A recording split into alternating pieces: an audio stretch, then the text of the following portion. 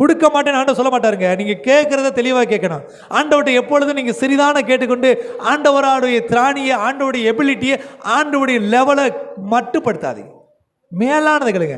மரிச்சு போன லாசரு உயிரோடு வான்னு சொல்லக்கூடிய வல்லமையை போல நம்முடைய வாழ்க்கையிலையும் இழந்து போன பெற்றுக்கொள்ள முடியாத ஆசீர்வாதத்தை தேவனிடத்தில் கேட்க முடியும்னா நிச்சயமான சொல்லுவார், நீ சகலத்தையும் திருப்பிக் கொள்வாய் என்று தாவீதுக்கு சொன்னது போல உங்களுக்கு சொல்லுவார். போன சாதாரண ஆள் கிடையாது. மோவாபிய தேசத்து ராஜா எல்லாத்தையும் பிடிச்சிட்டு போயிட்டான். இவன் இருக்கிறது எங்க? தாவீது இருக்கிறது எங்க?